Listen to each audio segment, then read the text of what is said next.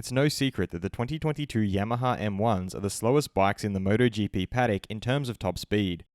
However, they have been able to use their agility and corner grip to counter this in the past. At Qatar, however, the Yamaha riders weren't particularly strong in the corners either, and defending champion Fabio Quartararo has explained how top speed isn't the only issue he has to deal with now. I'm your host Dillon Shelley, and first up on Moto World, Fabio Quartararo reveals another major problem for Yamaha apart from top speed. Quartararo started off by comparing this year's Qatar's results to the double win from last year's doubleheader. Knowing that last year Yamaha won both races and now we finished basically behind, quite far back, of course I'm worried. We made a fourth row start going through qualifying 1, so I would say I cannot be super confident for the season ahead. He then explained how it is out of his hands.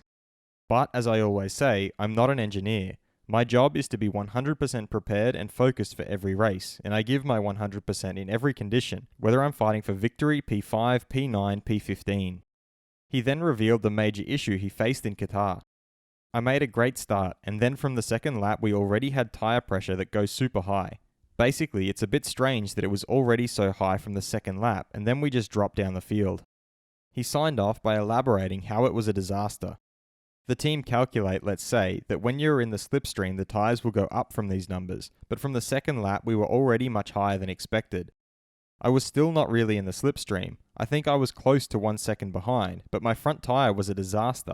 Not the tyre itself, but the pressure was too high, and we need to understand why. Fast feed. Repsol Honda's Marc Marquez pointed out that all weekend Pol Espargaro was riding a bit better than him. The way that he got the lap times was a little bit easier. Looks like he is able to stop the bike a lot in the entry to the corners. He is using the rear brake a lot. I still can't use the same amount of rear brake, because if I do, I lose the rear. Pol Espargaro, meanwhile, is happy because this is a clear message that Honda is back. Not just with Marc, but with me as well.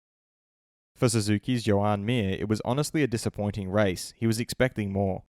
The start was good and I was enjoying the first lap, but then I started to have some trouble with rear grip that I didn't expect.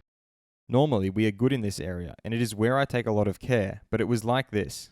Let's try to understand why and what we can do better. His teammate Alex Rins added that it was a bit strange.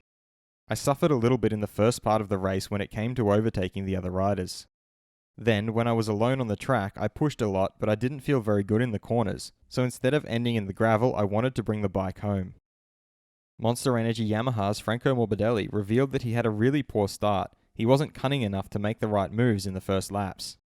I lost a lot of time, and then when I picked up my pace, I was not so bad. I was close to my maximum. That felt good. The problem is that our maximum was not enough to be on top this weekend. Who will win the teammate battle at Repsol Honda? Head over to my community page to vote in the poll and let me know what you think in the comments. And if you like this video, feel free to subscribe and check out my others for all the latest in the world of MotoGP.